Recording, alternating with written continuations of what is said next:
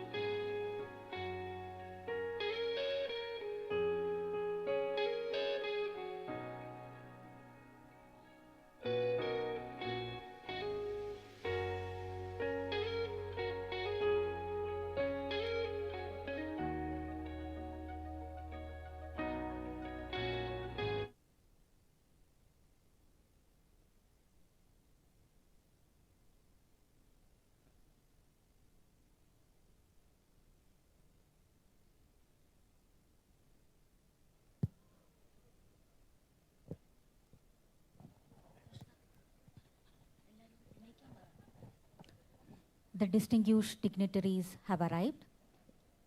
We'll be commencing the ceremony shortly.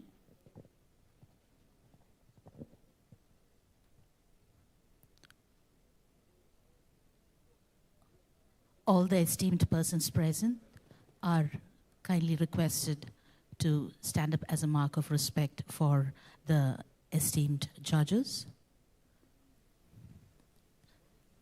Thank you very much.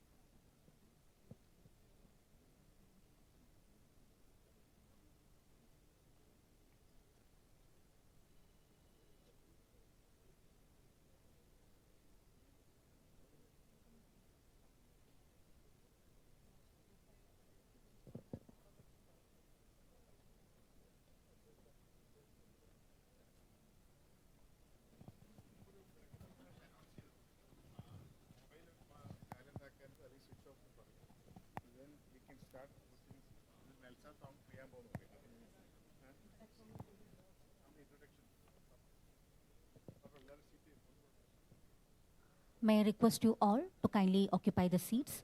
We'll be commencing the ceremony shortly. I also request you to keep your mobile phones either in the switch off mode or in the silent mode.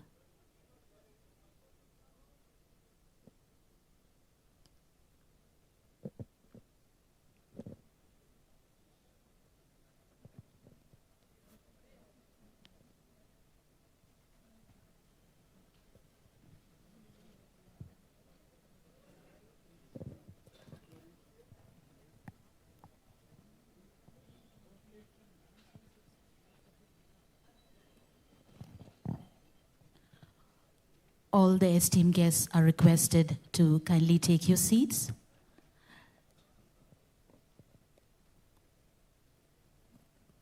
Thank you very much.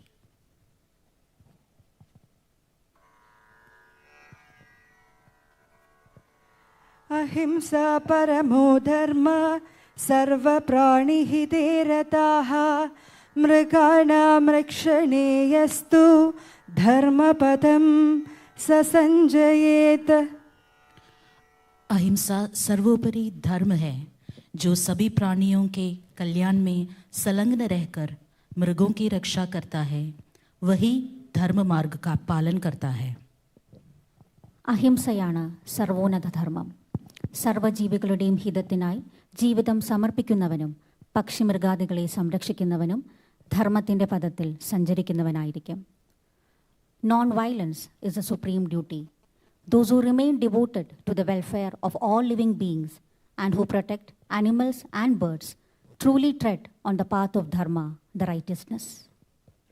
Respected dignitaries, esteemed members of the bar and the bench, officials of NALSA, government officers, distinguished guests, and dear friends, a warm welcome to this gathering of minds and hearts at the regional conference of the National Legal Service Authority.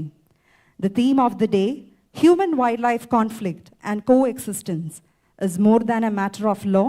It is a matter of survival, of learning to share the earth with those who cannot articulate and communicate the way humans do, yet are part of the same rhythm of life.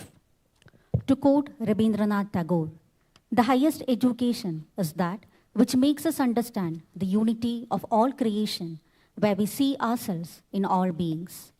This conference, therefore, is not merely a platform for discussion, but a clarion call to awaken compassion in law, to weave justice with empathy, and to envision a future where humans and animals live not in conflict, but in harmony. Legal services institutions established under the Legal Services Authorities Act 1987 form the cornerstone of India's commitment to ensuring that justice is not denied to any citizen due to economic or social barriers. From the National Legal Services Authority at the apex to state authorities, district authorities, and taluk committees, these bodies work in unison to uphold the constitutional mandate and its motto, access to justice to all. Their vision reaches beyond the confines of the courtroom, aiming to empower marginalized communities, safeguard the rights of women, children, and vulnerable sections of society, and address contemporary challenges, including those aligned with the day's theme. This regional conference serves as a vital platform, bringing together judges, judicial officers, government officials, legal aid providers, law students, and civil society stakeholders. It is a space for sharing experiences, highlighting innovative practices, and formulating collective strategies to enhance the reach and effectiveness of legal services in issues relating to human-wildlife conflict and coexistence. The summit reflects the essence of NALSA's mission to transform legal aid from a statutory entitlement into a dynamic tool for social justice. With this spirit of responsibility and hope, let us embark on this two-day journey of thought and action. Let us commence the ceremony with the NALSA theme song.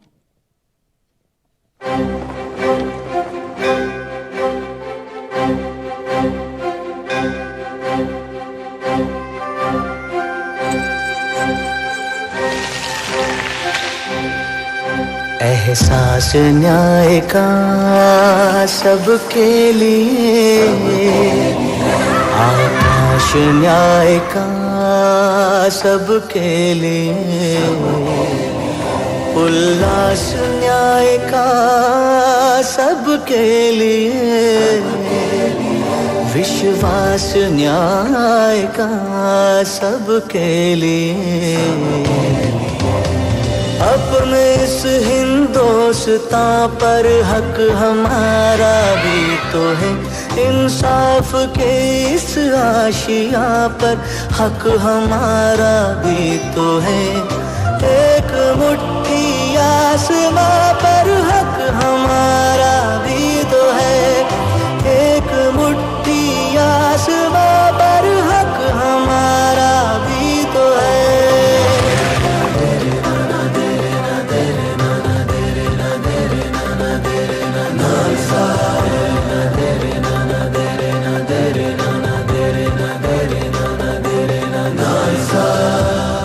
ये ना सोचो दर्द हमारा कहीं सुना न जाएगा, अब न्यायालय खुद चलकर चौपालों तक आएगा। लाचारों को न्याय मिलेगा, दुखियारों को न्याय मिलेगा, कमजोरों को न्याय मिलेगा, मजलूमों को न्याय मिलेगा।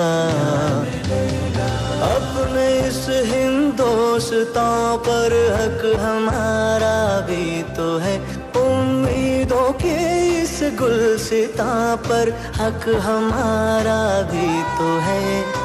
एक मुट्ठी आसमां पर हक हमारा भी तो है, एक मुट्ठी आसमां पर हक हमारा भी तो है।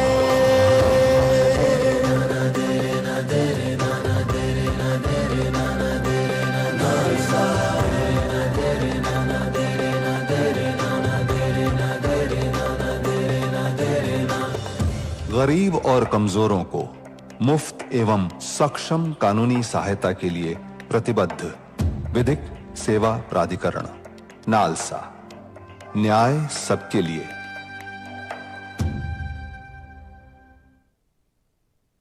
Here is a short video highlighting the various social legal schemes of KELSA. At present, we have 12 active schemes making KELSA a comprehensive one-stop solution for addressing the needs of the society of the state.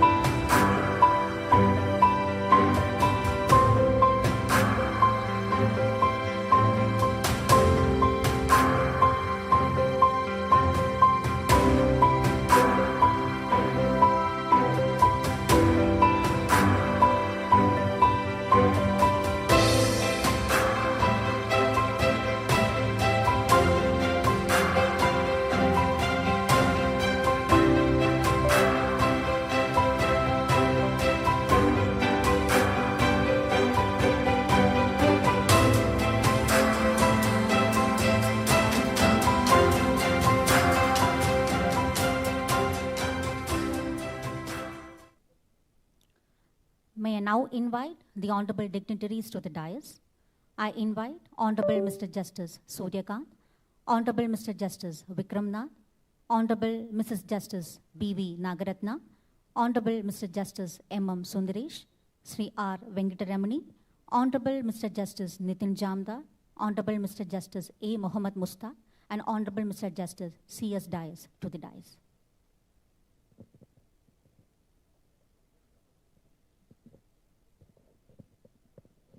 I also invite Sri P. Rajiv, Honorable Law Minister of Kerala, to the dais.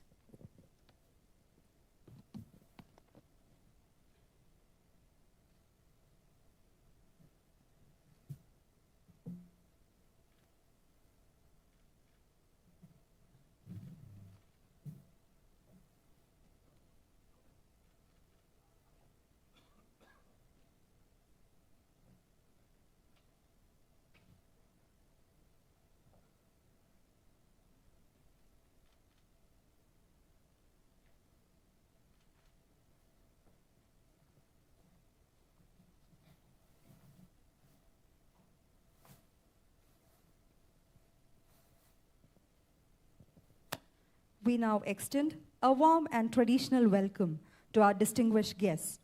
Punnada, a decorative golden bordered shawl draped over dignitaries as a mark of honor, respect, and gratitude in this goats-on country. Today, we welcome our dignitaries by adorning them with the Punnada. May I now request Honorable Mr. Justice Nitin Jamdar, the Chief Justice of the High Court of Kerala, patron, Kerala State Legal Service Authority, to welcome Honorable Mr. Justice Suryakant, Judge, Supreme Court of India, and the Executive Chairman, National Legal Service Authority, to this August summit.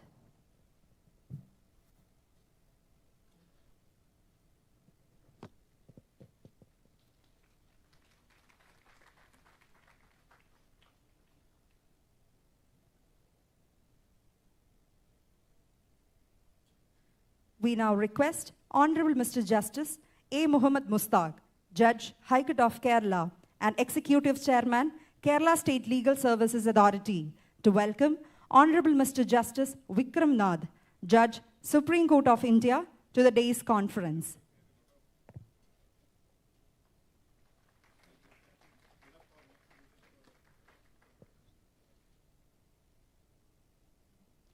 Now I invite Honorable Mrs. Justice Shobha Annama Eapen, Judge, High Court of Kerala, and the Chairperson, Steering Committee, Victim Rights Center, KELSA, to welcome Honorable Mrs. Justice B.V. Nagaratna, Judge, Supreme Court of India, to this conference.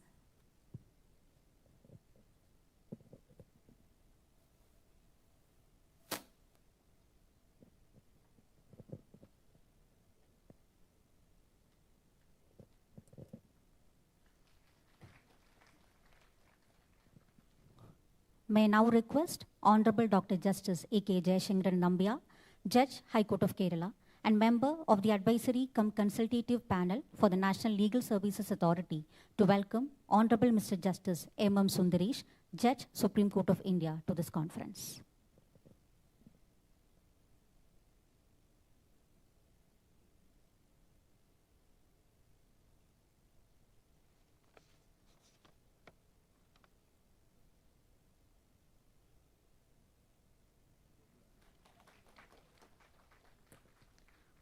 I now request Sri Bharat Parashar, Member Secretary NARSA, to welcome Sri R. Venkataramani, Honorable Attorney General for India, to this enlightening conference.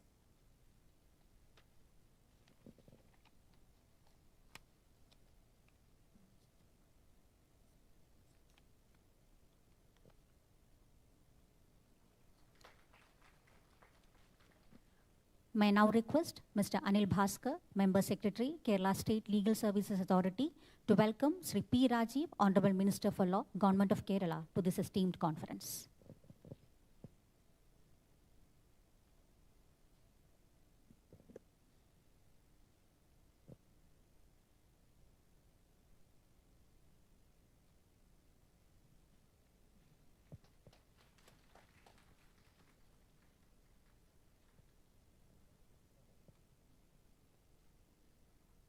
Honorable Mr. Justice A. Muhammad Mustaq, Judge, High Court of Kerala, and the Executive Chairman of the Kerala State Legal Services Authority since September 2023, a visionary leader in the legal services movement who has played a pivotal role in shaping and implementing innovative schemes that have transformed KELSA into a beacon of hope for the underprivileged, championing the constitutional mandate of access to justice for all. We request you, sir, to deliver the opening remarks of this conference.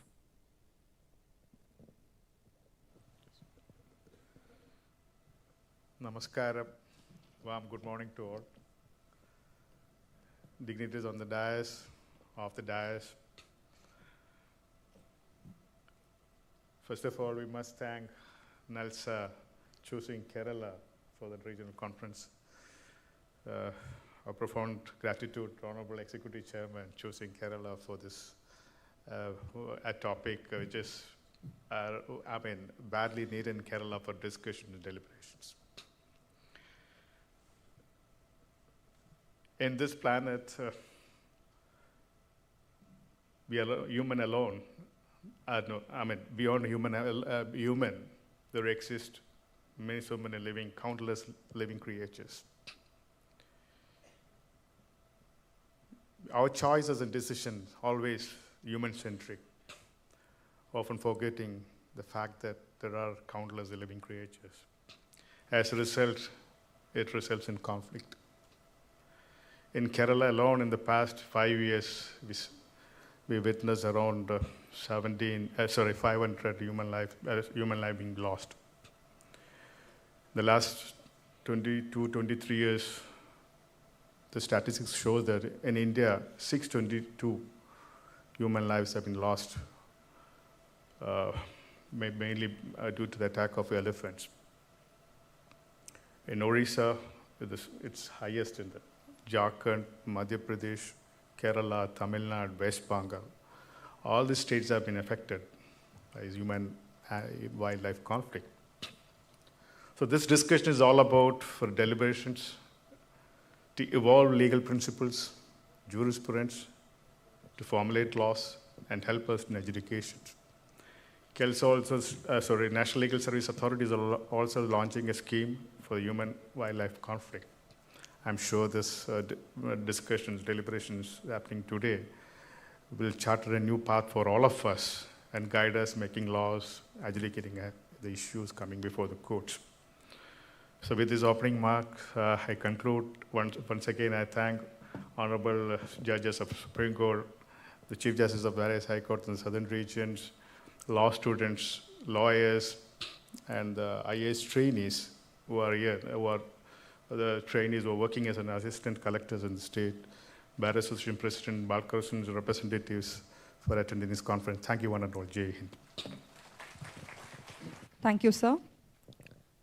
We are deeply honored to welcome the Honorable Minister for Law, Government of Kerala, Sri P. Rajeev, a committed leader and a distinguished parliamentarian. Mr. Rajeev has been instrumental in strengthening Kerala's justice delivery system and promoting accessible, equitable legal aid. We are privileged to invite the Honorable Minister to grace this conference with his insights and guidance. Dignitaries on and off the dais and delegates, dear friends. At the outset, on behalf of the Government of Kerala, I welcome the Honorable Judges of High Court, Honorable Judges of Supreme Court, and Honorable Judges of different High Courts of the country. First time, the Legislative Assembly is allotting this hall for any purpose other than legislative and government activities. Hosting the regional conference of the prestigious institution, National Legal Service Authority, is indeed a privilege for the state of Kerala. The theme of this conference, that is wildlife, human conflict and coexistence, is most important to my own state. The human-wildlife conflict in Kerala has reached a critical stage, posing a serious threat to human welfare. Kerala has become the epicenter of this challenge. And geographically and demographically, Kerala is a small state. Only 1.16% of the landscape of the country with 2.8% of the population. And this landscape is highly geologically sensitive. One part belongs to the coastal regulation, other parts is related to Western Ghats regulation, and in between that is regulated by wetland regulation. And 30% of the land, as per the India State of Forest Report 2024, is covered by forest area. But if you are taking other records, more than double of the landscape is forest area, which includes plantation and other green areas.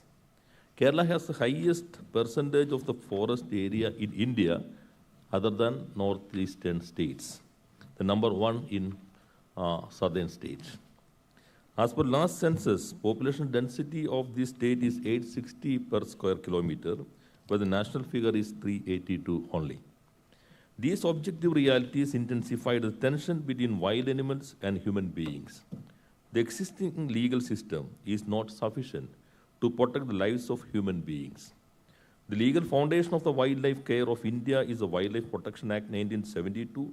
Even though the Act rooted in the directive principles of state policy and fundamental duties under Article 48(7) and 48A and 51AG, is praised and plays a crucial role in protecting our biodiversity. Kerala is also number one in the biodiversity of the country. 36 out of the 100 biodiversity species are present in this small landscape of the country.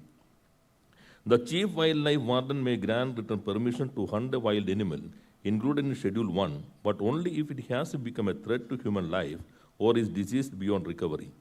If an elephant or a tiger is coming to a populated area and attacking people, then seeking all written permission from the highest authority of the forest department as per the law to handle the situation is very difficult. The marginalized sections and small farmers are the most affected sections in this conflict. Due to the strict procedures outlined of the Act, the Chief Wildlife Warden's ability to make quick decision in critical situation is limited. The Government of Kerala, the Assembly, on February 14, the Kerala Legislative Assembly unanimously passed a resolution requesting that the Union Government take appropriate action on the following matters. 1. All the powers vested with the Chief Wildlife Warden shall be delegated to the Chief Forest Conservators to enable them to take emergency measures. 2. To simplify the procedures in the provisions of the Act, rules, procedures, advisories, and guidelines issued under the Wildlife Protection Act 1972, and to create an environment for preventing wild animal attack by making timely amendment to the central law. C. To declare wild pig as a vermin. D. To take action to the birth control of wild animals. Now the state government is considering an amendment to the Wildlife Protection Act 1972 based on a legal advice that the state government is competent to bring an amendment to the Central Act. The amendment under consideration are authorizing the Chief Warden to permit any person to kill, tranquilize, and capture a wild animal if it attacks someone and causes serious injuries, or if such a wild animal is found in a public place by following certain procedures. Inserting an explanation of when a wild animal becomes dangerous to human life, taking scientific measures to prevent the excessive increase in the number of wild animals, defining what is a residential area, and a resolution by the Legislative Assembly authorizing the state government to declare any such wild animal to be vermin for any area in the state for a period not exceeding 6 months, as per any scientific study report and the report of the Chief Wildlife Warden. In the context of the human-wildlife conflict, the state has struggled for years with the limitations of the central law. To address this issue, it has implemented its own policies and administrative action. It is a significant move in 2024. The State Disaster Management Department declared human-wildlife conflict as a state-specific disaster. As part of this initiative, the government is undertaking extensive activities, including coordination, resource mobilization, human resource development, and the development of infrastructure and technology within the participation of various departments. And also these efforts are aimed at mitigating the conflict. Moreover, the state government is taking conflicts such as detailed mapping conflict-affected areas, monitoring wildlife encroachment into populated area, implementing solar fencing, etc. A comprehensive policy to protect the lives of the human being, but at the same time, recognizing the relevance of wildlife for a sustainable environment is the need of the day. I hope the outcome of the deliberation of this regional conference would provide concrete solution towards addressing this issue. I wish all success to this regional conference. Thank you. Thank you, sir.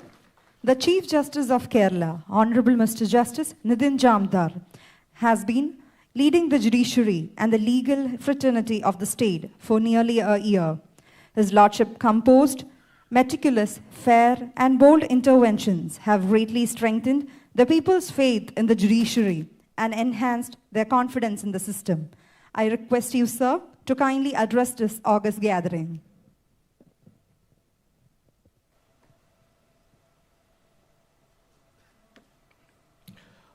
All the dignitaries present today, a very good morning to all. It's really my privilege to be part of this regional conference. The topic for the Southern Zone Conference, Human-Wildlife Conflict and Coexistence, is of a great practical importance to this area.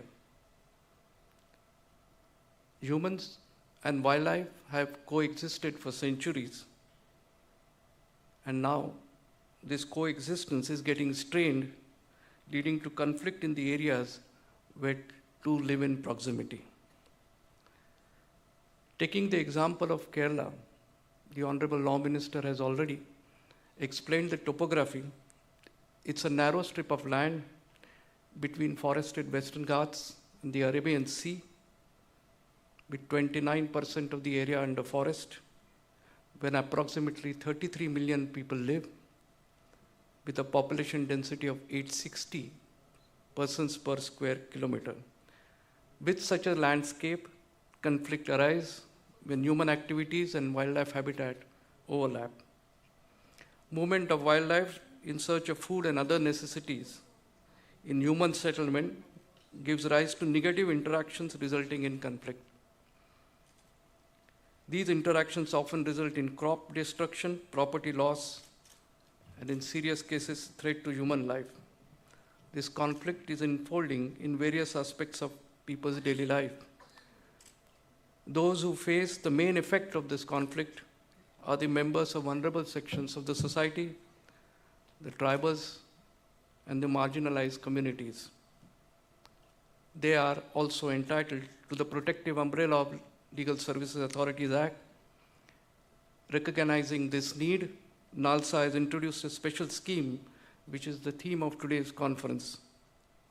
Under this scheme, the victims get special assistance, but also the aspect of wildlife protection is kept in mind and a balance is sought to be achieved. The policy initiatives in this regard require a holistic approach.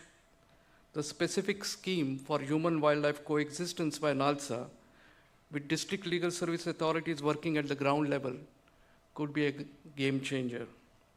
Paralegal volunteers drawn from the communities can promote community engagement with those living near wildlife habitats. Community-based conservation efforts along with education and awareness campaigns are necessary, and the Legal Services Authority can provide that. There can be collaboration amongst the legal services authorities as with the government officers, as the bordering states share large tracts of forest and there is a cross-border movement of wildlife. It has to be also remembered that different segments of society may hold different environmental values and attitudes. There could be different perspective regarding relations of humans with land and animal in it, and that makes this problem more challenging. But the main thing is functioning of wildlife and the ecosystem. The web of life, as it's called, is exceedingly complex. The existence of all organisms, including humans, is interdependent. This principle of interdependence and interconnectivity is the foundation for finding solutions in ecological issues. As regards the statutory provision, the main framework includes Wildlife Protection Act and the Traditional Forest Dwellers Recognition of Forest Rights Act. Though there is no enactment specifically governing the interplay between the two, the new NALSA scheme might provide the balance between these two perspectives. The issue of wildlife conflict and the coexistence is really a vexed issue, but I am sure that the deliberations in this conference by the legal luminaries and domain expert will provide a guiding light to the finding solutions. I am grateful to NALSA for providing an opportunity to Kerala Legal State Authority and the Kerala High Court for hosting this conference. Thank you all. Thank you, sir. It's with great honor that we welcome the esteemed Attorney General for India, Sri R. Venkataramani, a towering figure in Indian jurisprudence, whose steadfast dedication to constitutional principles has brought distinction and dignity to the nation's highest legal office. I invite you, sir, to offer your valuable remarks on this occasion. Greetings to all the dignitaries assembled here today. The job of the Attorney General is to listen much more than to speak out. But then in a conference like this, where something so dear to your heart, mind, and intellect appeals to you, to speak. But what greater contribution can there be to human rights than through the lens of animal rights by such discussion? NALSA and Kerala Legal Service Authority deserve a huge applause for conceiving, executing this discussion. Lesser addressed areas of human concern, like the subject chosen, need closer engagement. We are in the midst, in Kerala, of a most special biodiversity domain in the world. It is indeed special that we have chosen Kerala to debate on what we shall not do with our biodiversity, even in the name of human development, and to be wiser in charting human development graphs. Our Indian genius and cultural wealth can guide us much more than any other global instruments. We celebrate biodiversity, which is the living essence of our planet. It sustains all life on Earth. Do we, like our ancients, worship it for its intrinsic value, or do we measure it by our utilitarian yardstick? The introduction to the National Human-Wildlife Conflict Mitigation Strategy and Action Plan of India says this, I quote, "Conservation of biodiversity, including wildlife, is essential for India, not only because the consequence of biodiversity loss and the far-reaching impact on livelihoods and overall well-being of human communities, but also to preserve the cultural heritage." I quote, "This is pure utilitarianism and human-centric. However, it is not possible to propound a pure animal-centric value system, as after all, biodiversity, which includes human species, is built on a complex coexistence of millions of life forms. Our Indian understanding suggests that all life forms are divine and are manifestations of the cosmic energy. This understanding has now yielded to a narrow view of things. In our quest for higher levels of comforts and ease of life, we have lost grips of this. Therefore, the increasing competition between humans and animals for the same natural resources is now a conflict zone. In order that we do not seem to be doing violence to biodiversity, we talk about harmonious coexistence. This is elegantly theorized as follows. Quote, "Harmonious coexistence is defined as a dynamic but sustainable state in which humans and wildlife adapt to living in shared landscape with minimum negative impact on humans or on the resources and on the wildlife or on their habitats." I quote. As simple as the definition goes, so difficult it will be to translate into a working system. But all human endeavors to create boundaries and their working principles.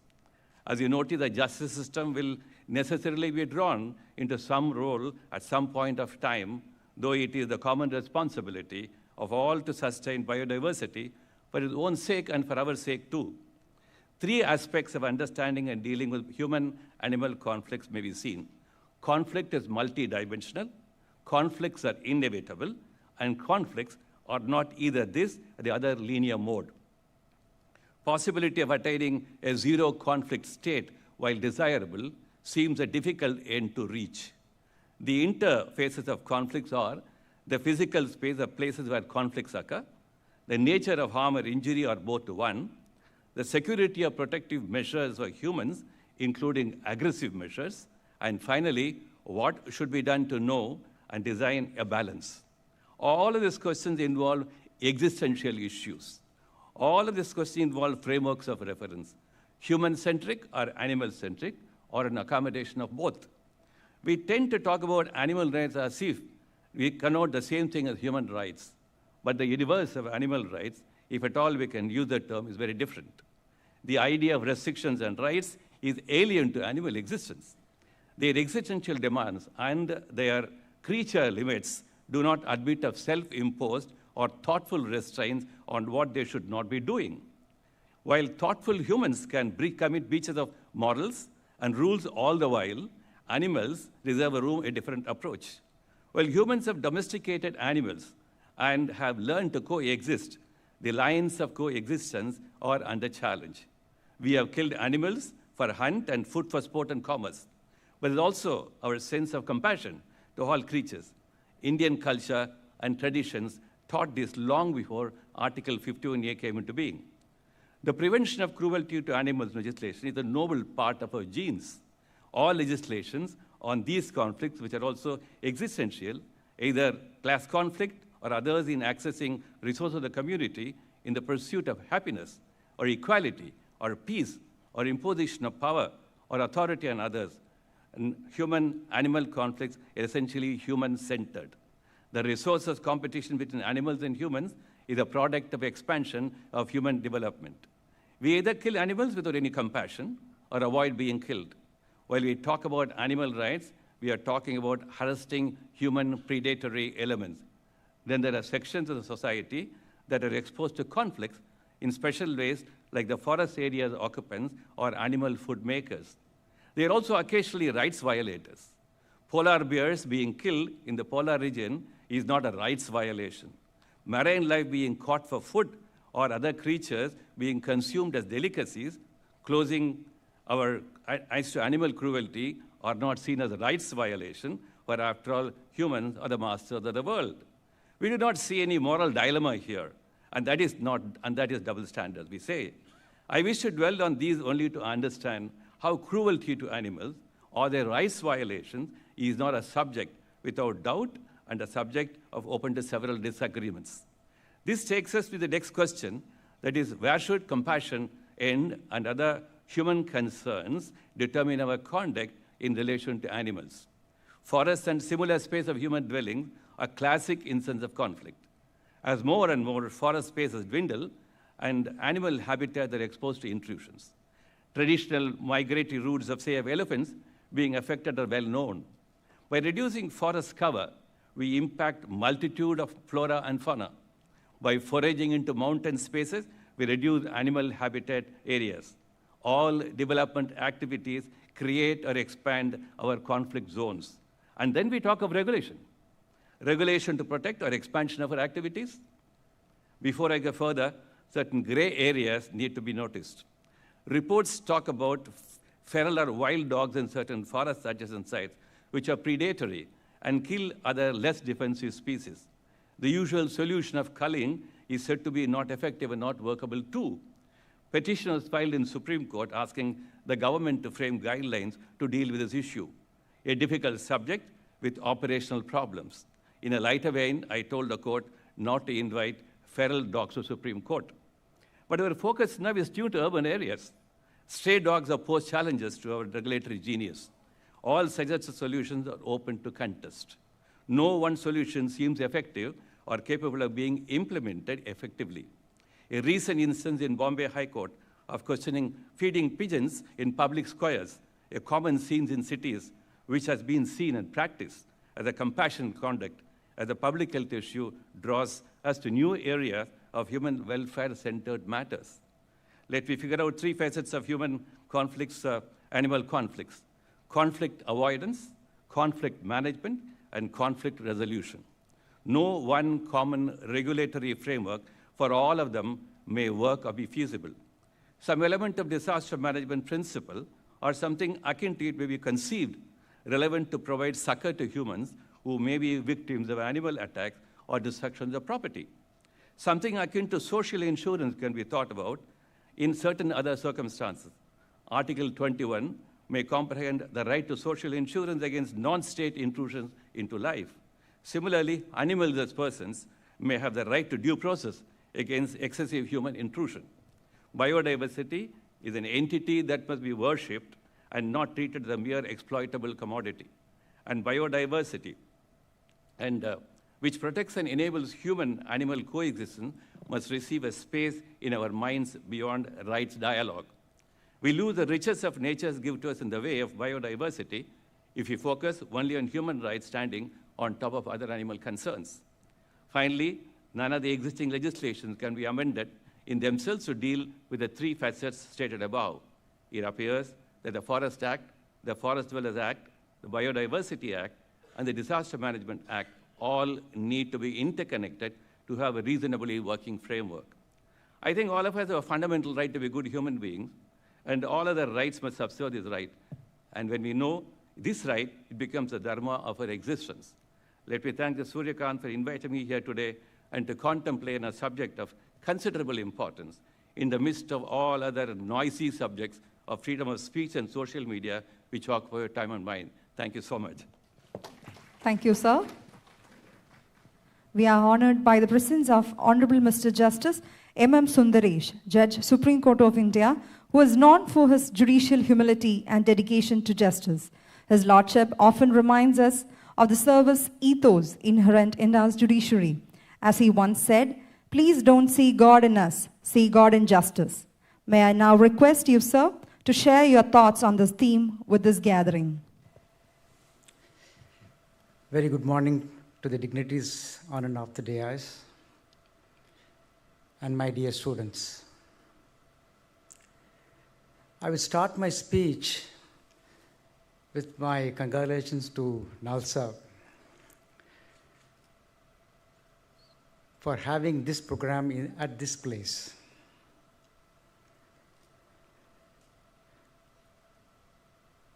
Not only judges, but also members of the executive and legislatures have been called.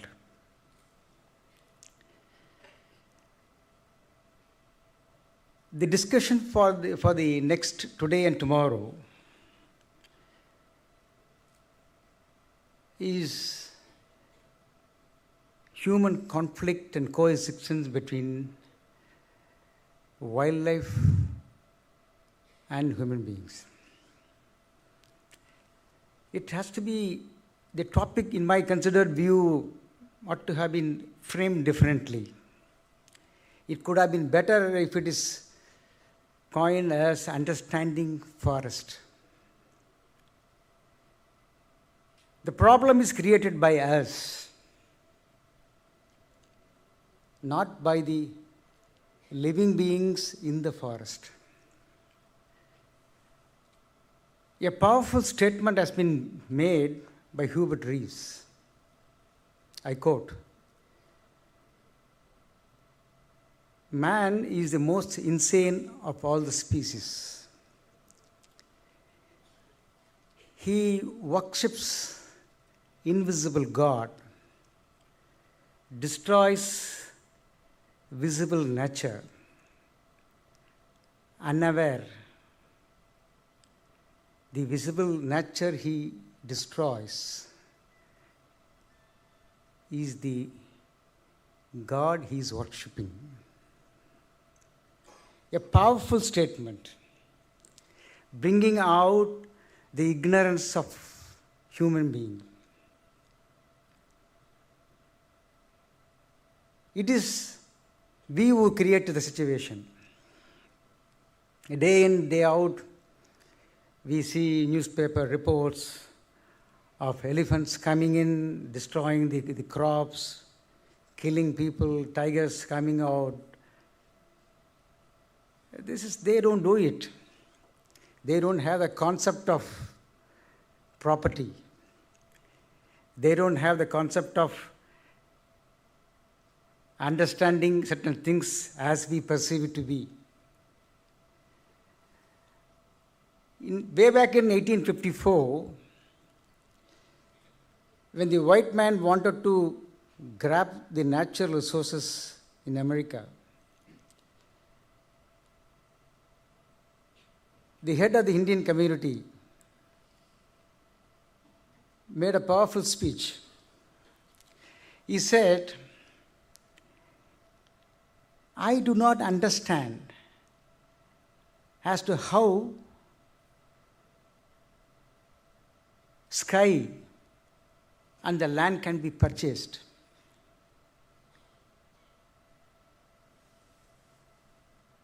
Rivers can, how the rivers can be owned. Rivers are our brothers. They feed our children. They carry our canoes. They sustain and support us.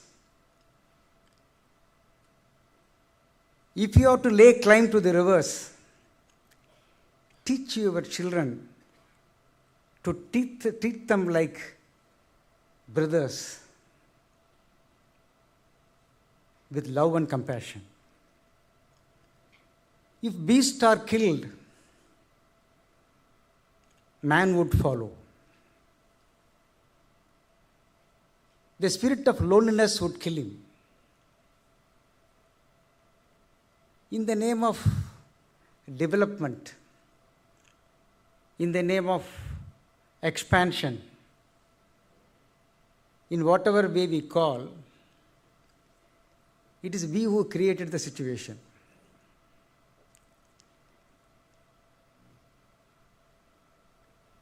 I read somewhere through my WhatsApp message. It's a beautiful message. The message says like this: if animals could have a religion, man would be the devil. Is it not true? Being the devil, we have gathered here today to do our bit to remedy the situation. I have a second session to start, therefore I do not wish to say anything more, except as the Attorney General was speaking about the great saints, great philosopher of this country, who believed in living with nature, protecting, nurturing every other living being. 2000 years ago, Saint Thiruvalluvar said, Paguttundu Palluyir Ombudal Nulur Toguttavalattralam Talai, which I translate.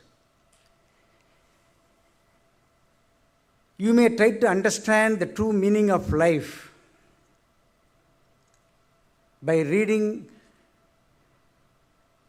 religious text and by listening to the speeches of great philosophers. But there is something higher than that, which is the bounden duty of every individual to protect, nurture and share the entire world along with these resources with every other living being. With these few words, I take resume with you. Thank you very much. Thank you, sir. We are blessed by the presence of Honorable Mrs. Justice B.V. Nagaratna, Judge, Supreme Court of India, who is celebrated for her legal acumen across a broad spectrum of law and her trailblazing role in promoting gender diversity at the highest level of judiciary. May I now request you, Madam, to kindly grace this conference with your insightful thoughts.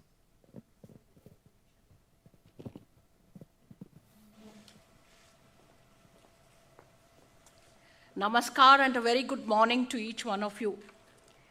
Honorable dignitaries on the dais and off the dais, Honorable Chief Justices and Patron-in-Chief from the Southern States Legal Services Authority, all my brother and sister judges, the member secretary of NALSA and all of his officers and team, delegates and dignitaries. Let me be brief in my words today and not as usual and long I am otherwise, including my judgments. It is said that human beings are said to be composed of 5 elements of nature, which teach lessons and inspire strength in the formulation of their true character. For example, earth teaches us patience and love. Air teaches us mobility and liberty. Fire teaches us warmth, courage. Sky teaches us equality, broad-mindedness. Water teaches us purity, cleanliness. The idea behind this is that we are all a part of nature. Man is not apart from nature. As a student of history, I may say that at the dawn of man and animal on this planet, both were in the wild. With passage of time, animals were tamed by man, while he tamed himself to adjust to animals. Because animals which were domesticated were required for his daily activities. Domestication of animals for various purposes brought about harmony between man and animal.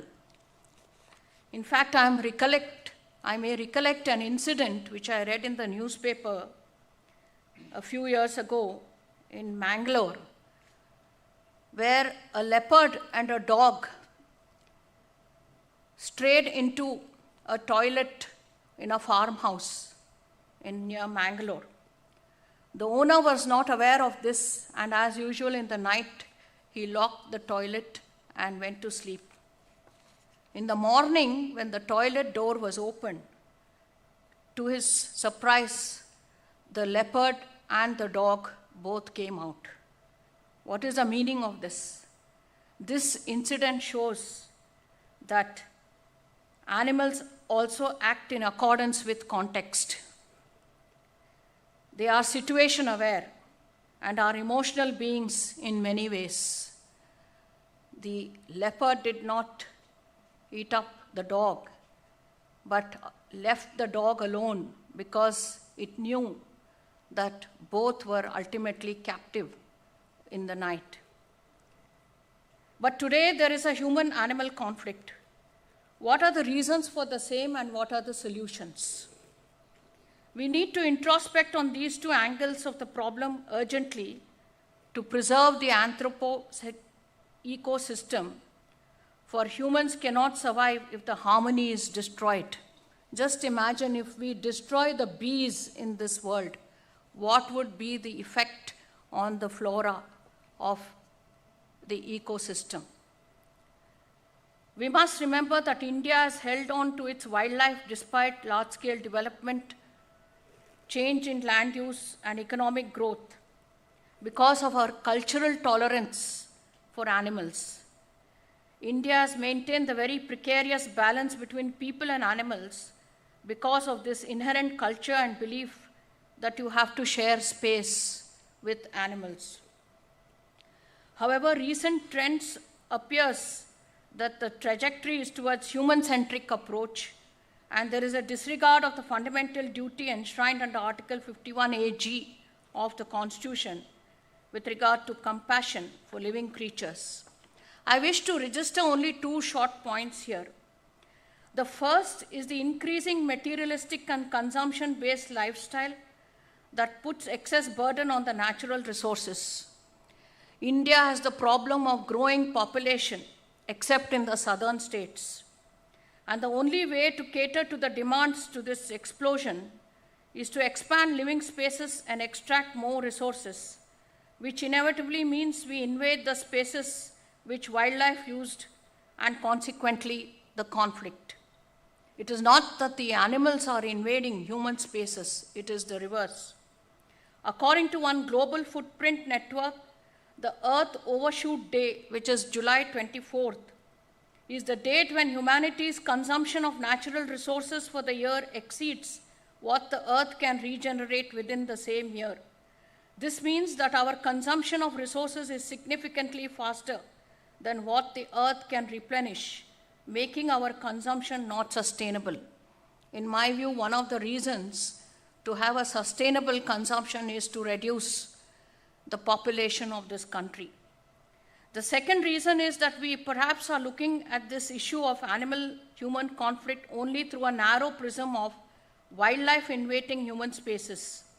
Let us look at it in a larger lens and focus as to why animals are entering human spaces. Why is human-wildlife coexistence turning into a conflict? Whether lack of livelihood of the people contributes to this conflict, or whether measures taken by people against wildlife are practical or not. Here again, I wish to record two short solutions. The first is that we must have an ecocentric approach to forming a solution rather than just limiting ourselves to an anthropocentric approach. I believe that ecocentric approach, which considers human to be a part of the grand scheme of nature, rather than humans being the center of it, is a constitutional expectation based on a constructive reading of Articles 2148A and 51AG. In T.N. Godavarman, the Supreme Court opined that ecocentrism is nature-centered, where humans are part of nature and that non-humans have intrinsic value too. In other words, human interests cannot take automatic precedence, and humans have obligations to non-humans independently of human interest. The principles that we have, such as sustainable development, polluter pays, principle of intergenerational equity, have their roots in this anthropogenic principles. The second point which I wish to register is that while we all look into this problem, we should not also violate fundamental rights enshrined in the Constitution. I will say how that is. I was reading an article recently with regard to a title, The Gendered Forest, Digital Surveillance Technologies for Conservation and Gender-Environment Relationships, where an empirical ethnographic fieldwork was undertaken to see the implications of surveillance technologies used in conservation practice in Corbett Tiger Reserve.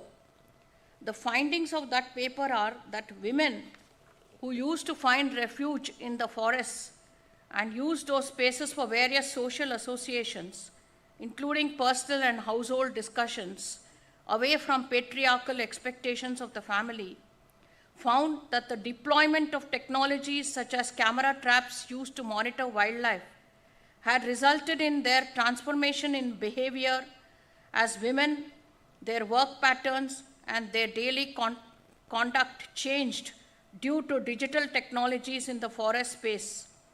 The presence of camera traps was not just censoring conversations among women, but also stopping them from loud singing of songs and naulis.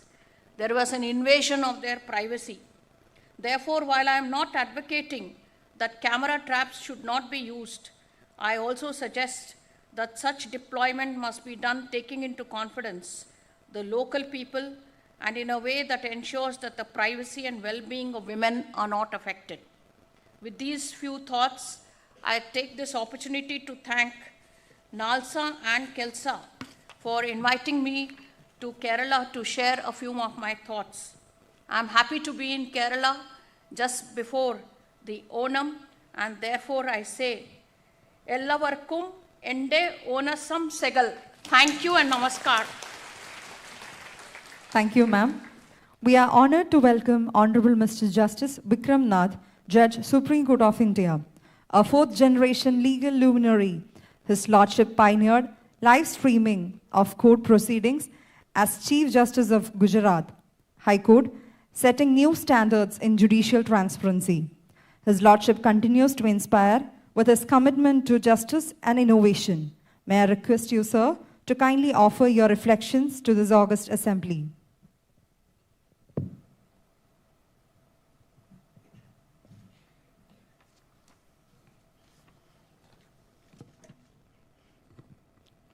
A very warm good morning to everyone present in this grand Legislative Assembly Hall. Dignitaries on and off the dais. As we are running late, so no niceties. So long I have been known in the legal fraternity for little work that I do. But I'm thankful to the stray dogs for making me known to the entire civil society, not only in this country, but world over. And I'm thankful to my Chief Justice for allotting me that matter. Recently, we were there, Brother Suryakant was also there, and Law Asia Pola Summit, and the presidents of the Lawyers Association were here. So they started asking questions about that stray dogs matter. So I felt very elated. Well, people outside India also know me. So I am thankful to them for giving me this recognition. And I've also been receiving messages saying that apart from dog lovers, even the dogs are giving me their blessings and good wishes. So in addition to human blessings and good wishes, I also have their good wishes. Thank you. It is a privilege to be here in Thiruvananthapuram for this regional conference on human-wildlife conflict and coexistence, and to deliver the keynote for its inauguration. Kerala is at a confluence of great natural beauty and cultural richness. The sea, the forests, and urban life live side by side and remind us how closely human life is tied to nature.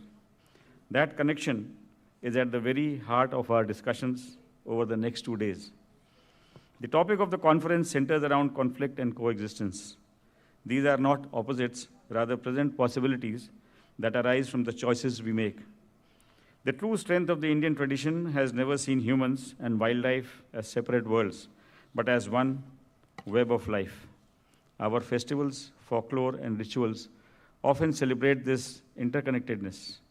In Kerala itself, elephants are not only a part of the forest, but also part of temple traditions and stories.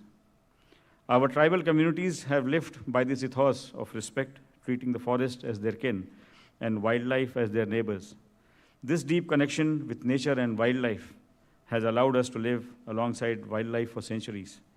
Somewhere in the past few decades, we have drifted away from this ethos, resulting in the myriad conflicts we are facing today. Our Constitution has laid the framework within which we must seek solutions to the growing conflict with wildlife. Article 21, which guarantees the right to life, has been interpreted by our courts to include the right to live in a clean and healthy environment. Article 48A places a duty upon the state to protect and improve forests and wildlife. And Article 51AG reminds every citizen of India that this is a shared responsibility.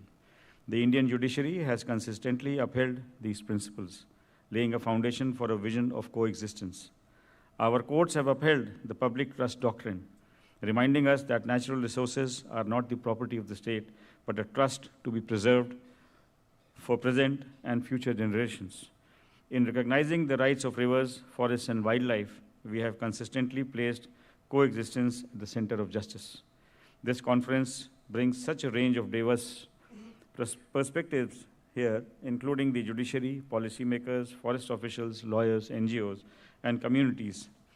Over the next 2 days, we will reflect on shrinking habitats and the need for safe corridors, as well as the role of disaster management and technology in prevention. We will discuss how a unified framework is needed to make our laws on forests, wildlife, land use, and disasters more effective. Equally, we will understand how to support families who bear the brunt of conflict through timely compensation and reliable insurance.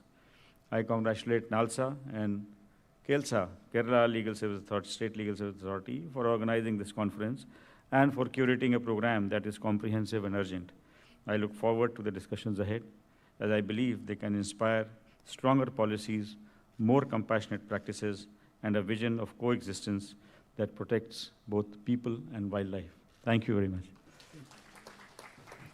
Thank you, sir. We now arrive at one of the most awaited segments of this conference, 5 important schemes are being presented today, 2 of which are exclusive initiatives of NALSA.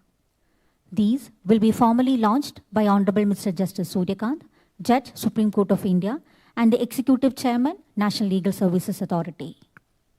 The first scheme, NALSA Scheme on Access to Justice for Victims of Human-Wildlife Conflict 2025. It ensures speedy redressal, compensation, and legal aid for victims of human-wildlife conflict while promoting coexistence and biodiversity. May I request Honorable Mr. Justice Suryakant, Judge, Supreme Court of India, and Executive Chairman NALSA, along with the honorable dignitaries on the dais, to kindly release the hardbound copy of the scheme.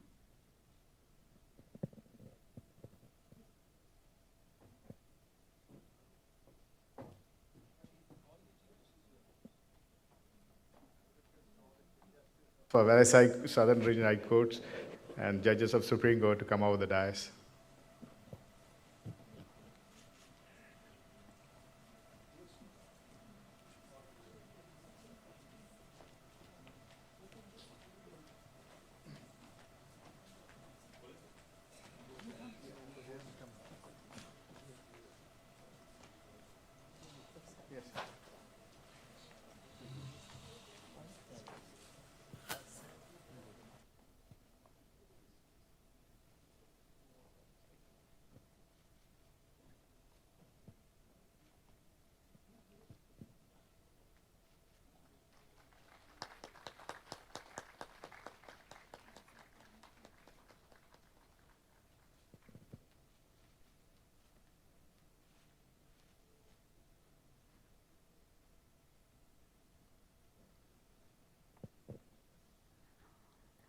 Thank you, honorable dignitaries. May I now request His Lordship to kindly initiate the online release of the NALSA scheme on access to justice for victims of human-wildlife conflict 2025 on the NALSA website. May I request the honorable dignitaries to join Honorable Mr. Justice Suryakant as he do the honors. NALSA scheme on access to justice for victims of human-wildlife conflict 2025 is a pioneering framework to support both communities and wildlife in the face of conflict. The scheme ensures legal aid, awareness, and timely assistance for affected families while also promoting ecological balance and preservation of our nation's wildlife. Through this initiative, NALSA reaffirms that justice means coexistence, protecting people, safeguarding animals, and sustaining harmony with nature. For every community, for every creature, NALSA upholds its unwavering motto, access to justice for all.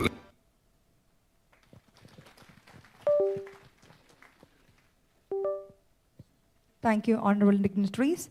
Next, we have the official release of Compendium on Human-Wildlife Conflict. May I request honorable dignitaries on the dais to kindly launch the Compendium on Human-Wildlife Conflict. The Compendium consolidates all national and state-level schemes, guidelines, directives, advisories, and landmark judgments related to human-wildlife conflicts.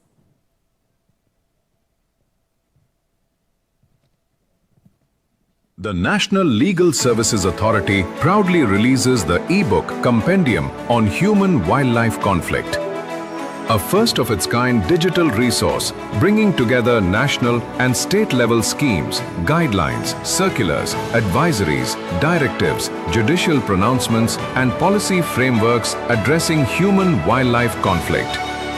This digital compendium spans 3,094 pages, featuring a hyperlinked table of contents for easy navigation.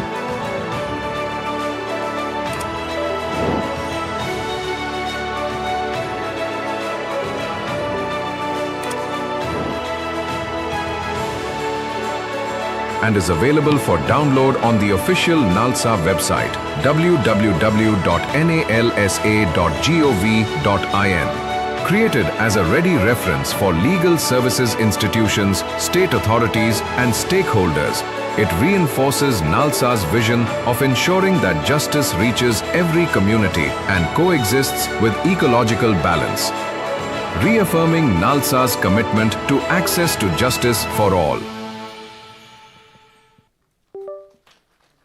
For the launch of the next scheme, may I request the presence of Sri Bharat Parashar, Member Secretary NALSA, on the dais. The next scheme is NALSA's Spruha, supporting potential and resilience of the unseen, held back and affected scheme 2025, a national scheme launched under the aegis of National Legal Services Authority. It aims to provide comprehensive support, legal, emotional, and social support to the dependents of the incarcerated persons as well as to the dependents of victims of crime, helping them to rebuild their lives with dignity. May I request Honorable Mr. Justice Suryakant and the Honorable dignitaries on the dais to kindly unveil the hardbound copy of the scheme.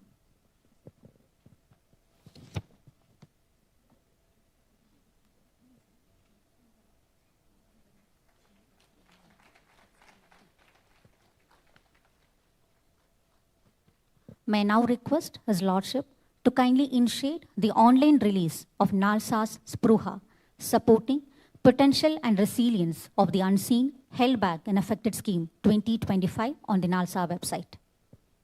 NALSA's Spruha Scheme 2025, supporting potential and resilience of the unseen, held back and affected.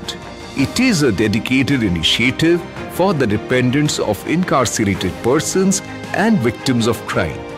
The schemes provide for legal services, counseling, reintegration, and support mechanisms to help them rebuild their lives with dignity.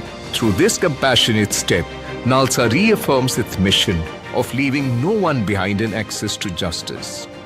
Empowering the unseen, uplifting the unheard, NALSA upholds its unwavering motto, access to justice for all. The next launch, permanent Lok Adalat filing through the District Court Case Management System, DCMS, in Kerala, offers a fast, simple and affordable platform to resolve disputes related to public utility services. Designed with an easy-to-use interface and support for Malayalam, this system empowers citizens to file cases, track proceedings, and access orders online without legal assistance. By streamlining the entire process on a unified platform, the scheme enhances transparency, saves time and resources, and makes justice more accessible and inclusive for all. May I request His Lordship Justice Suryakant to do the honors by launching the e-filing of the permanent Lok Adalat.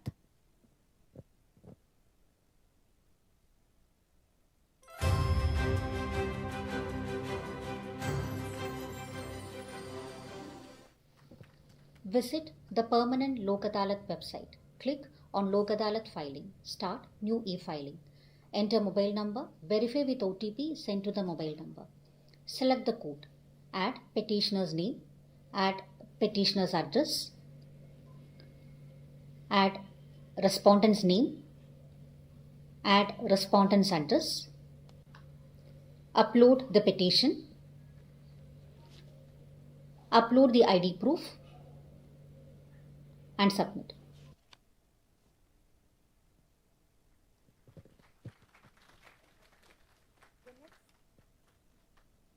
The next scheme we launch is Samanyaya, the Healing Center. It is a transformative initiative of KELSA being rolled out statewide to promote understanding, reconciliation, and emotional well-being among individuals and communities.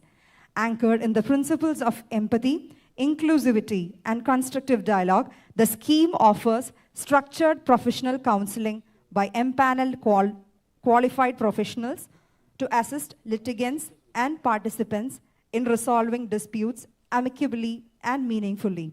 We request His Lordship Honorable Mr. Justice Suryakant to officially launch Samanyaya, the Healing Center.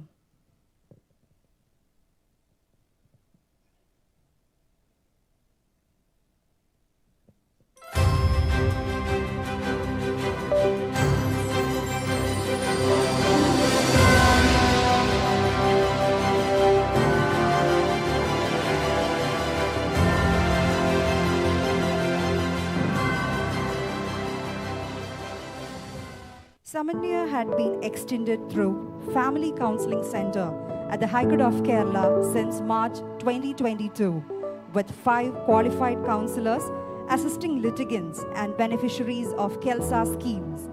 Samanya aims to bridge ideological, cultural, and emotional divides, also to strengthen community bonds and support personal growth by fostering a safe space for respectful dialogue. The scheme provides holistic support to its beneficiaries and provides a rare facility where both mediation and counseling are available. Samanya aspires to build a harmonious society grounded in mutual respect and peaceful coexistence. Websites of the District Legal Service Authority integrated with the Kerala Legal Service Authority portal form a unified digital platform showcasing legal aid, outreach programs and welfare schemes at the district level. Equipped with admin management tools, these sites enable real-time updates on committee details, services, notifications and activities, categorized scheme-wise for easy access. This integration enhances transparency, accountability, and public awareness by providing district-specific legal aid information online. It also allows centralized monitoring and evaluation of performance, ensuring effective implementation of legal services across Kerala. May I request His Lordship, Justice Vikram Nath, to launch the DLSA websites, which is yet another achievement of KELSA.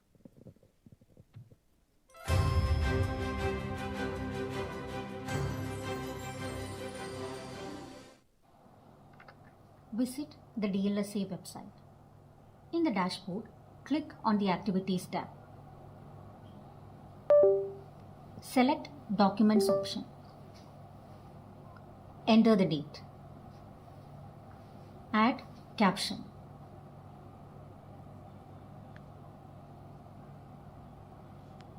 Upload the file.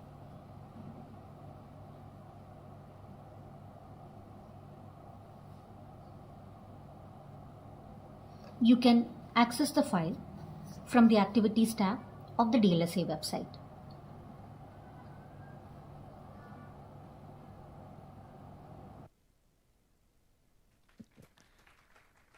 We have launched all the schemes. Thank you, dignitaries, for joining us on this occasion.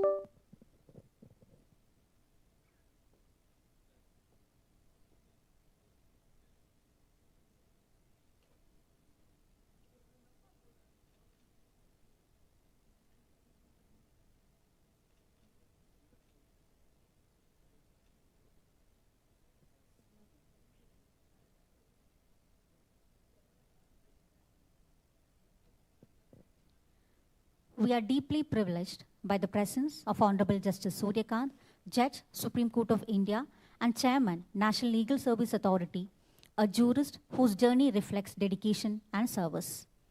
From being the youngest Advocate General of Haryana to serving as a senior-most judge of the apex court of the country, His Lordship has consistently championed causes of human rights, gender equality, and access to justice, ensuring that justice reaches the doorstep of every citizen, regardless of their social or economic status. We are deeply honored to invite Your Lordship to deliver the inaugural address and to formally inaugurate this regional conference.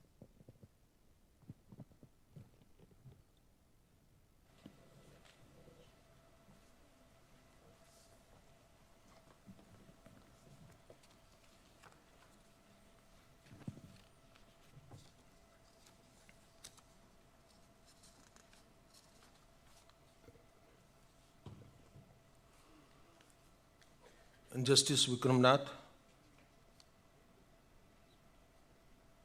my sister Justice B.V. Nagaratna, Justice M.M. Sundaresh, Justice P.S. Narasimha, Justice Arvind Kumar, and Justice S.V.N. Bhatti, my honorable colleagues from the Supreme Court of India,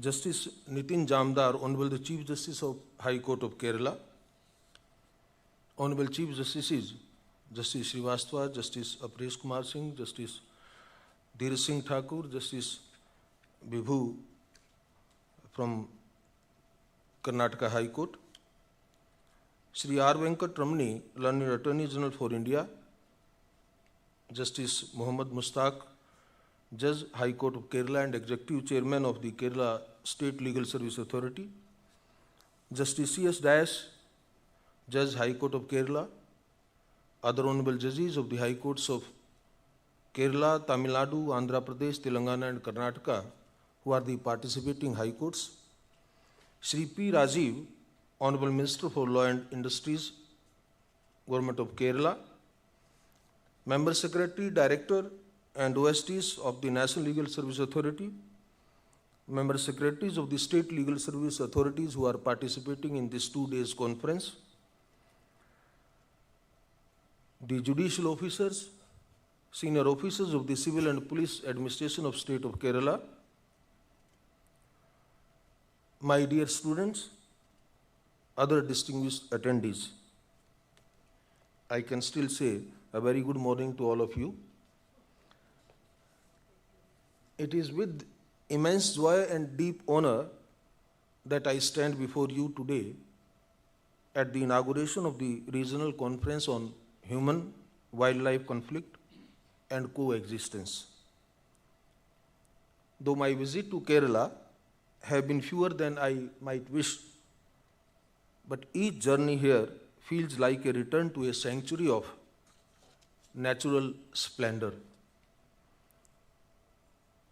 When the aircraft descends, as yesterday we were closely watching, one can't help but be captivated by the verdant landscapes unfolding beneath the shimmering backwaters, the lush canopies, and the harmonious imprint of a people whose culture has long cherished and safeguarded the beauty of their land. It oftenly reminds me the words of Mahakavi Valthol Narayana Menon, who once said, and I quote, "Mother Kerala sleeps with her head on the lap of the Sahyadri clad in green, and her feet pillowed on the crystal ocean sand, Kumari at one end and the Lord of Gokarna on the other." These words find an echo within me, for with every visit to this magnificent state, I am overcome with awe, and it is in these moments that I begin to grasp in the true sense why Kerala is so loving and known and hailed as God's own country. One cannot help but feel emotional when surrounded by such remarkable natural beauty that is the hallmark of Kerala.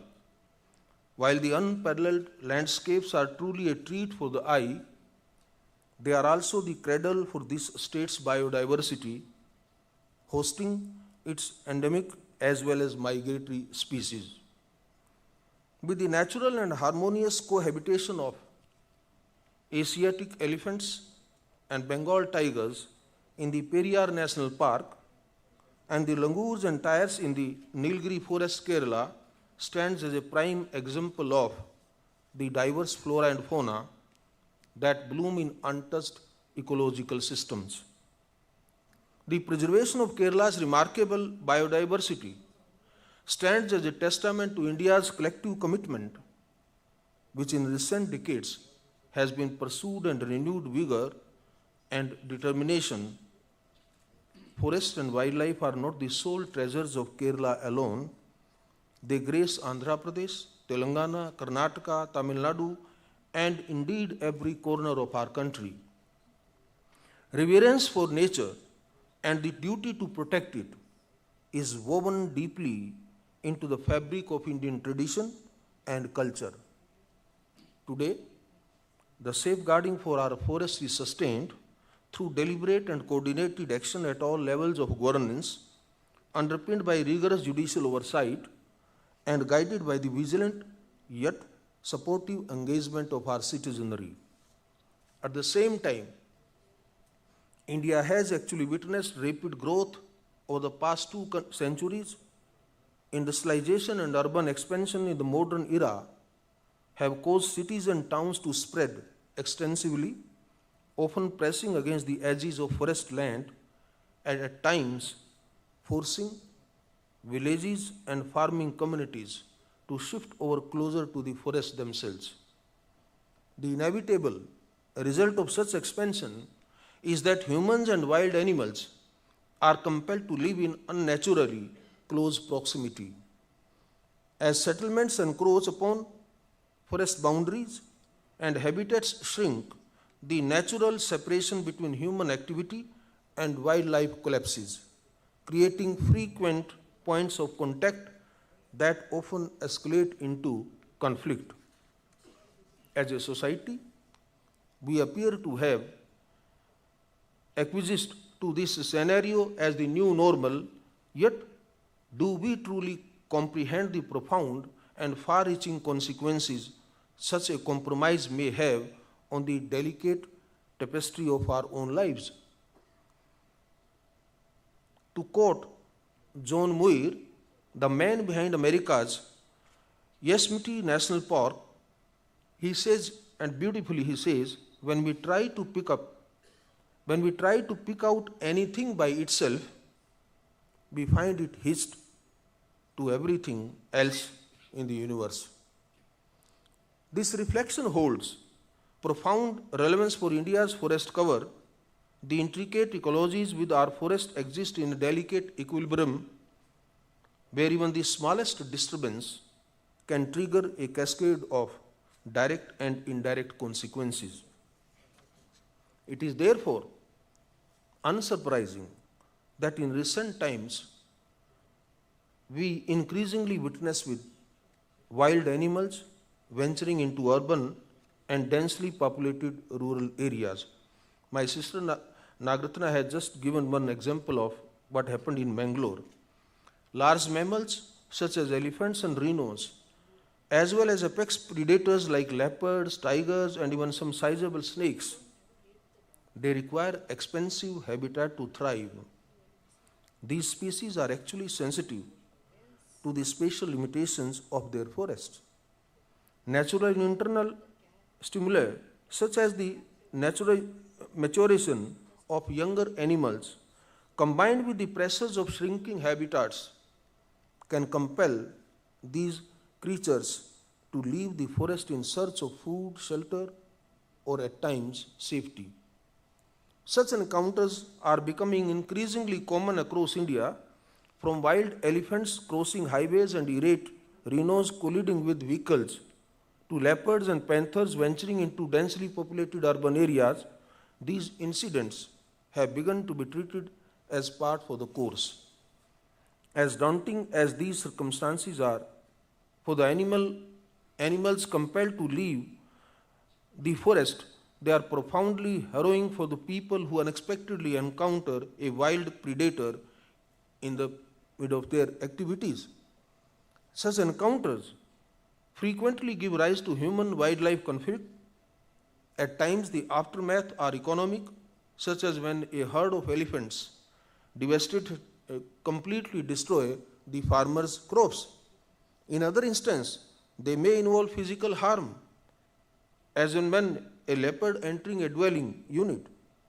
And in the most tragic cases, all of us have seen and read that these conflicts even claim human lives. When we examine these rising instances of animal excursions, particularly those resulting in violence, a more troubling pattern emerges. The majority of such incidents occur near the peripheries of forest and uninhabited areas, placing communities residing in those zones at heightened risk. Tragically, these populations are often among the most marginalized in our society, as Chief Justice Nitin Jamdar also explained, with limited access to resources and support, rendering them especially vulnerable to the repercussions of human-wildlife conflict. Statistically, these encounters are most likely to affect vulnerable groups such as farmers residing in unsecured homes on farmland adjoining forests, or poor migrant laborers living in makeshift shelters on the outskirts of cities. Tribal and nomadic communities whose lives and livelihood are closely intertwined with forest areas inhabited by humans similarly face a heightened risk of becoming victims of human-wildlife conflict. It is at this juncture that our role as guardians of the Constitution becomes paramount. Justice cannot be permitted to operate selectively, neither in its substance nor its application. Article 21, which enshrines the right to life and personal security, must be understood as extending also to the preservation of ecological conditions essential for the sustenance of that life. It is therefore our solemn duty to ensure that this most fundamental of rights is safeguarded and safeguarded for all. Our foremost responsibility must be to reduce the ecological missteps that generations before us have inflicted upon Mother Earth. Just as the constitutional right to life is intertwined with the state's duty to safeguard wildlife, so does the protection of our existing forests, expansion of forest cover, and of course, the creation of viable habitats for displaced species becomes imperative. In securing the conditions necessary for wildlife to thrive, we need to simultaneously ensure the safety, stability, and well-being of human communities. There is today a heightened awareness of the environmental and ecological consequences of deforestation.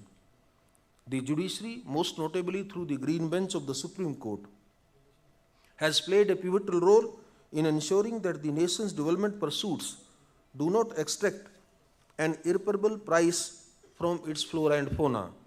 These continuing efforts towards sustainable development are indeed vital and must be sustained. Yet, even as we move forward, our gaze must remain fixed upon those who continue to suffer as victims of human-wildlife conflict. Since many victims of human-wildlife conflict belong to marginalized communities, they and their families are often unaware of the legal rights and entitlements available to them. This lack of awareness is compounded by financial hardship, particularly when they are already burdened with medical costs or loss to property. Without guidance and assistance, they remain powerless to pursue rights, claims for compensation, or for additional relief, such as compassionate appointment or disability support. To allow these innocent individuals to languish unassisted would be to reduce them to mere collateral damage of the human ambition. Can we, as a welfare state and as a compassionate society, permit such an injustice to prevail? The Constitution itself provides to, as the law minister also referred to, a resounding answer in the negative when Article 39A stands as a solemn affirmation of the state's duty to ensure that no individual is denied access to justice on account of social, economic, or circumstantial barriers. Our legal services authorities, extending from the taluka level to NALSA, has been expressly empowered to fulfill this mandate. There is therefore no reason why this mechanism should not be mobilized to extend assistance to those who suffer as a result of these human-wildlife encounters. Today, I am heartened that through the launch of the scheme on access to justice for victims of human-wildlife conflict, NALSA has embraced a clearer, more direct, and more systematic framework for extending legal aid to victims of wildlife encounters and their families. This scheme fosters a scientific and data-driven approach to strengthening the capacity of legal service authorities and their legal service clinics in addressing the legal needs of victims of human-wildlife conflict. Beyond knowledge building through resource materials, toolkits, and specialized training programs, this scheme provides for the identification of hotspots where wildlife and human interactions are more frequent. It also accounts for mass incidents, for instance, where a wildlife incursion affects the entire village. It allows for support from other districts when required. By doing so, it enables a more effective mobilization of resources, ensuring that assistance reaches those in need in a timely and organized manner. However, the scheme is not solely focused on capacity building and resource allocation. It is also established a robust step-by-step and coordinated mechanism to address every reported incident of human-wildlife conflict with precision and care.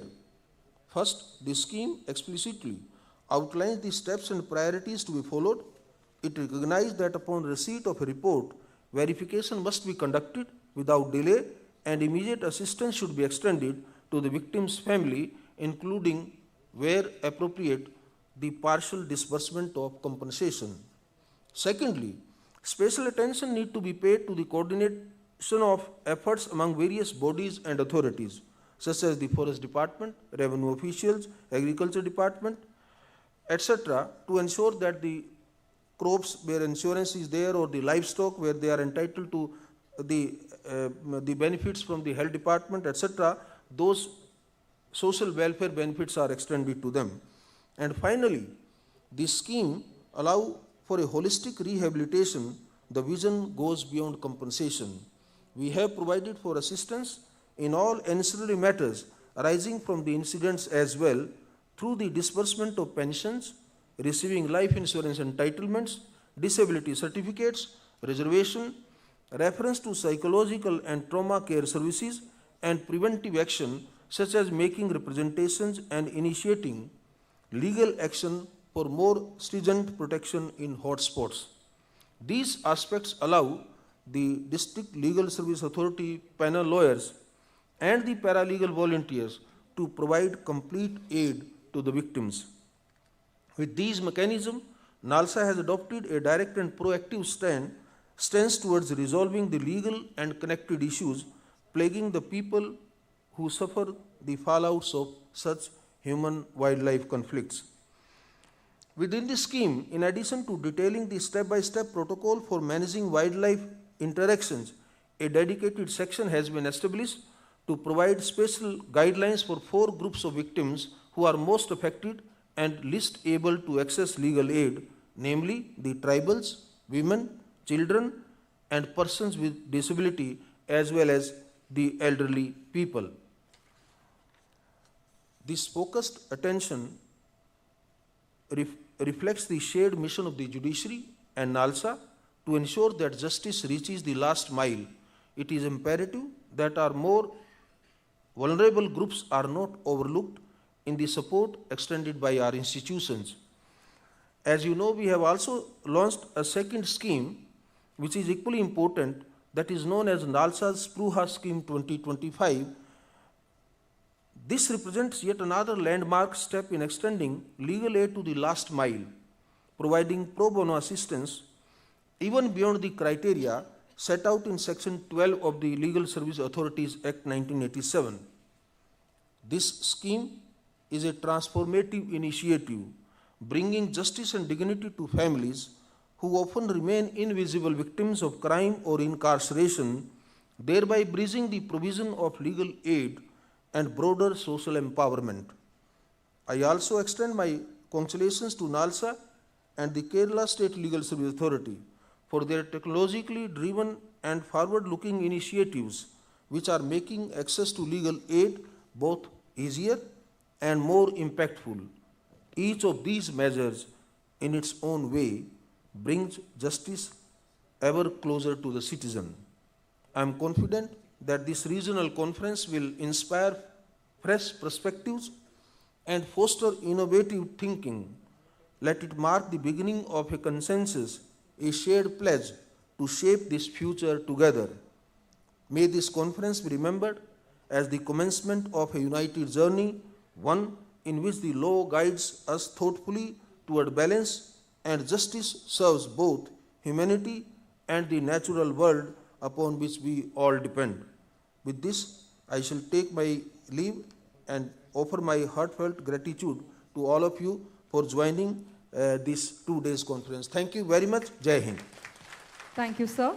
Now we are delighted to have Honorable Justice C.S. Dias, Judge High Court of Kerala with us as the host of his regional conference and in his esteemed role as the chief convener and coordinator of this program.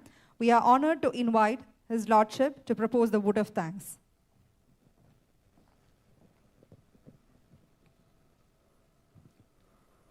The greatness of a nation and its moral progress can be judged by the way its animals are treated, said the father of the nation. These profound words capture the essence of this regional conference. This gathering will enable us to introspect and deliberate on the legal, social, and ecological dimensions of this pressing challenge and to seek a pathway towards peaceful coexistence. It's my privilege to stand before this august assembly to express our profound gratitude to all who have supported and contributed to make this regional conference a reality. At the very outset, we offer our heartfelt gratitude to the guiding light of the legal service movement of this country, Honorable Mr. Justice Surya Kant, Judge Supreme Court and Executive Chairman, National Legal Service Authority.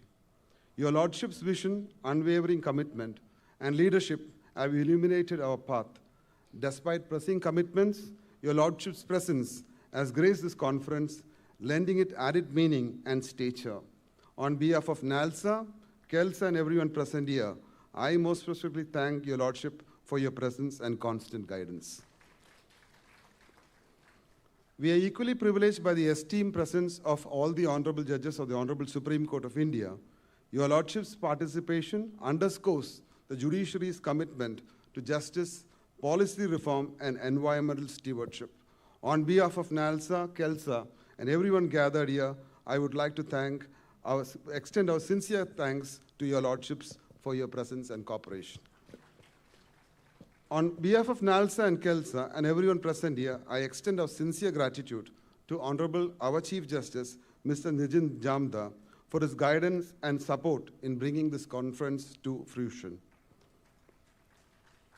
On behalf of NALSA, KELSA, and everyone gathered here, I place on record our utmost profound appreciation to the Honorable the Chief Justices of the Southern States, to all my esteemed sister and brother judges, for gracing this conference with your presence and obliging to share your wisdom on this occasion.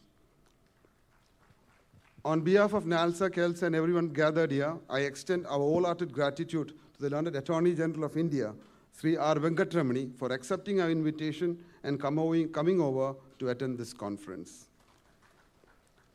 I gratefully acknowledge all support and cooperation that has been extended by the Government of Kerala, particularly to the Honorable the Law Minister, Mr. P. Rajiv, for gracing this function with his presence, and the Honorable the Speaker, Mr. A.N. Shamshir, in providing this sprawling convention center as the venue for our deliberations. Our sincere thanks to the member secretaries of the National and State Legal Service Authorities, the learned district judges, secretaries of the Legal Service Authorities institutions, distinguished government officials, eminent speakers, members of the legal fraternity, academia, students of law, and the representatives of the print and social and visual media. Your active participation would lend depth and direction to this endeavor. The conference has become a reality due to the tireless efforts of many. I place on record our profound appreciation to the Principal District Judge of Thiruvananthapuram, Mrs. Nasriya, a team of judicial officers, and the staff and the entire team of the organizing team, led by our Member Secretary KELSA, Mr. Anil Bhaskar, and the Director of the Mediation Center, Mrs. Jubia, who have been on their toes for the last 1 month with utmost dedication, and with their teamwork is what you witness here today. Above all, our deepest gratitude is reserved to the driving spirit of this conference, the Executive Chairman of KELSA, my esteemed brother, Justice Mohammad Mustaq. His foresight, vision, and tireless efforts are the bedrock of this conference.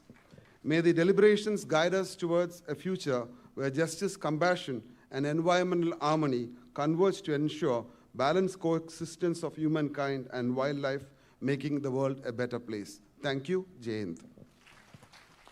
Thank you, sir. With that, we have come to the end of the inaugural session. Next, we have a photo session with the honorable dignitaries. I request our distinguished dignitaries to kindly proceed to the venue of the photo session. I request our organizers to accompany the dignitaries to the venue. may I request other delegates and guests to remain seated till the dignitaries leave for the photo session.